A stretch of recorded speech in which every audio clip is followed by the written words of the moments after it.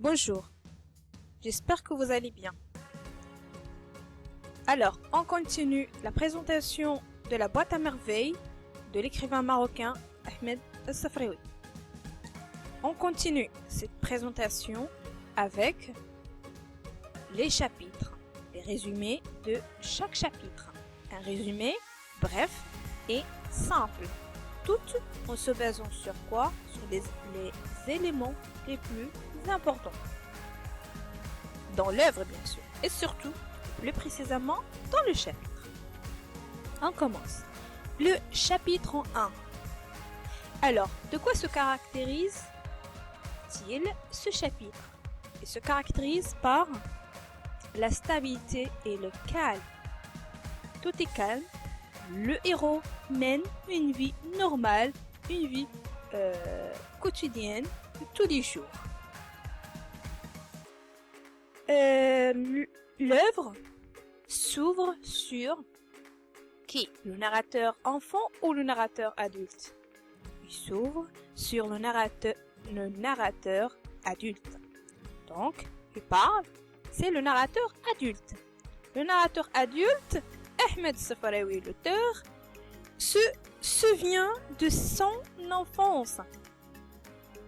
À ce moment, donc le moment de l'énonciation, il se souvient à son enfance ou de son enfance. Donc, il habite où?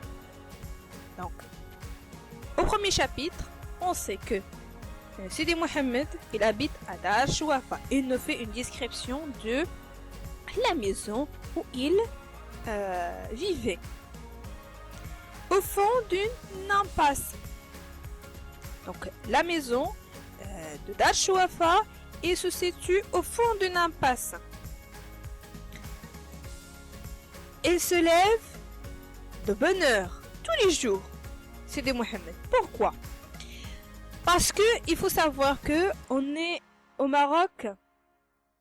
On est dans le Maroc des années 20. Donc, le Maroc des années 20, nos grands-parents, ils se réveillaient très très tôt. Donc, le fait de se réveiller de bonne heure, c'est quelque chose de primordial. Donc, Sidi Mohamed, il se lève de bonne heure pour aller au Msid. Et il se trouve où? Ce Msid-là, il se trouve à Derb Nouala. Donc, Derb Nouala, il se trouve où? Il se trouve à Fès. Donc, les personnes qui vivent à Fès, ils savent de quoi je parle. Et dans le frais est un homme maigre. Donc, maigre, on peut même voir c'est-à-dire il n'est pas gros. D'accord? C'est ça. Il a une longue barbe, il est barbu et toujours en colère. Toujours il frappe. Rien ne le plaît. Donc, dans ce chapitre, le thème le plus important ou abordé est la solitude. Dans ce chapitre, l'enfant il se sent seul dès l'enfance jusqu'à l'âge d'adulte. Et la phrase célèbre, c'est « Ma solitude ne date pas d'hier ». L'enfant, dans ce chapitre, se sent seul. Donc, pour sortir ou oublier cette solitude, il a un penchant pour le rêve de l'imagination. De plus, sa tête elle est peuplée d'histoires fabuleuses. C'est-à-dire pour oublier sa solitude, qu'est-ce qu'il fait? Il fait appel à l'imagination. Il fait appel au rêve. Il rêve beaucoup. Il se sent seul. Il n'a rien à faire. Donc, il vit en quel monde? Il vit un monde où il vivait le monde de l'imagination, le monde des rêves, et qui a enrichi cette façon-là ou cet état-là ou cette habitude-là de faire appel à l'imagination, au rêve, ce sont les histoires qu'on va voir par la suite, qui sont racontées par l'épicier Abdallah, mais là il n'est pas encore cité. Ce qui est cité, c'est que sa tête elle est peuplée, il a beaucoup d'histoires dans sa tête, et aussi sa boîte à merveille. Il aime Sidi Mohammed vider sa boîte et parler. Donc dans la boîte il y a des objets. Qu'est-ce qu'il fait? Il rend ces objets-là des personnages, et les personnages commencent à parler selon lui, bien sûr. Donc ce qu'il aime faire Sidi Mohammed, c'est de jouer dans Derb et vider sa boîte à merveille et vivre dans le monde des histoires. Le narrateur, dans le premier chapitre encore, il déteste le bain mort. Il déteste le hammam, le bain marocain traditionnel. Pourquoi? Il le décrit comme comme l'enfer. Pourquoi? Parce que il restait des heures et des heures, et quand ils reviennent, sa maman, elle commence à parler aux autres voisines de ce qui s'est passé au bain mort. Qu'est-ce qui s'est passé au bain mort?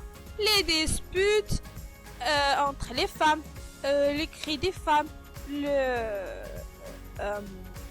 le bavardage des femmes, et ainsi de suite. Et le narrateur Sidi Mohammed, il détestait ça. Il n'aime pas ça. Il déteste ça.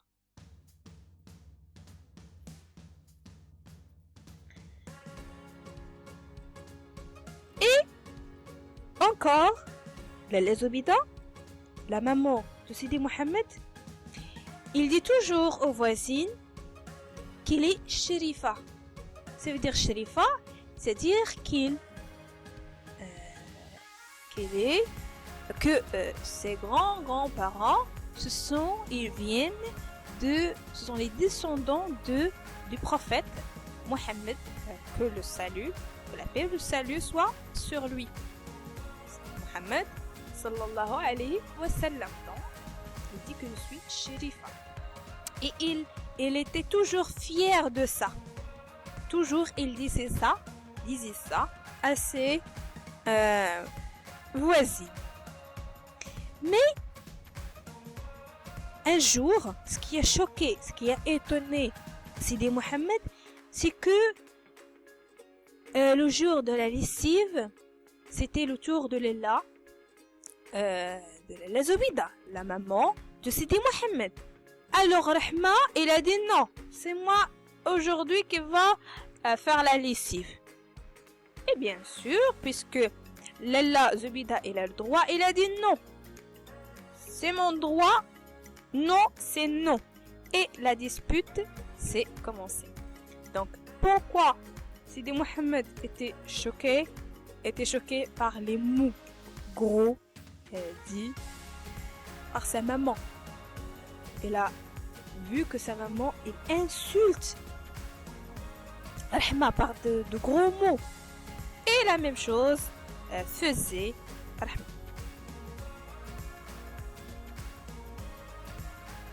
Fin des résumés du premier chapitre.